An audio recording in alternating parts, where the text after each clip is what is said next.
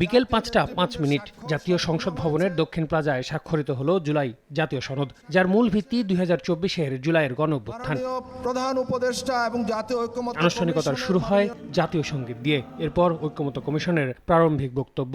একে একে সনদে সই করে বিএনপি, জামায়াত সহ ২৫টি দল। বিভিন্ন রাজনৈতিক দলের প্রতিনিধিদের স্বাক্ষরের পর স্বাক্ষর করেন অন্তর্বর্তী সরকারের প্রধান উপদেষ্টা এবং জাতীয় ঐক্যমত্য কমিশনের সভাপতি অধ্যাপক মোহাম্মদ ইউনূস।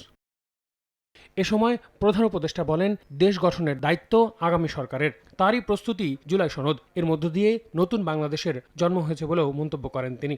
এই স্বাক্ষরের মাধ্যমে আমরা নতুন বাংলাদেশের সূচনা করলাম।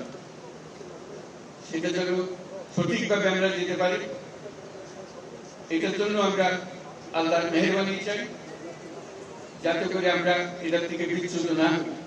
আমরা একমত হয়েছি, এই একমত সুন্দরভাবে পরিচালনা করে সামনের দিকে নিয়ে যাওয়া কিভাবে আমাদের কাছে সম্ভব হয়। প্রাণ সসের মাখামাখি টেস্ট নুডলসকে করে তোলে আরো ইয়ামি, আরো জোস। প্রাণ সস, সসের বস।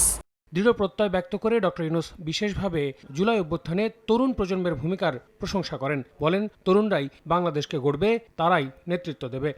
আমরা আজকে যে কাজটা করলাম, এখানে স্বাক্ষর করলাম সবাই মিলে, সেটা দিয়ে আমাদের বাংলাদেশ পরিবর্তন হবে।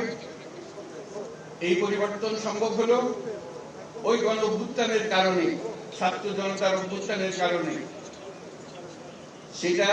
এইটা হলো দ্বিতীয় অংশ। সেটা তারা করেছিল বলেই আজকে আমরা এই সুযোগ পেলাম। রাজনৈতিক দলগুলোকে বসে নির্বাচন কোন প্রক্রিয়ায় হবে তা ঠিক করতে বলেন প্রধান উপদেষ্টা। আপনারা রাজনৈতিক নেতারা বসে, বিভিন্ন দলের নেতারা বসে একটা সনদ করেন কিভাবে নির্বাচন করবেন। যেমন তেমন করে নির্বাচন করলে তারা আর পুরোনো জায়গায় ফিরে যাওয়া, কিছু করে লাভটা কি হলো?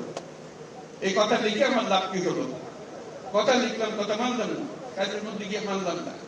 কাজেই আমার অনুরোধ, আপনারা আবার ঐক্যমত্য কমিশন বলেন, কমিটি বলেন, নিজেরা বসুন, নির্বাচনটা কিভাবে সুন্দরভাবে করবেন, উৎসবমুখর করবেন, ইতিহাসে স্মরণীয় করে তুলবেন। দীর্ঘ ৮ মাসের সংলাপ ও নানা প্রক্রিয়ার মধ্য দিয়ে সই হলো ঐতিহাসিক জুলাই সনদ। কমিশনের সহসভাপতি অধ্যাপক আলী রিয়াজ জানান, দ্রুতই সনদের আইনি ভিত্তি এবং বাস্তবায়ন প্রক্রিয়া নিয়ে সরকারকে সুপারিশমালা দেবেন তারা।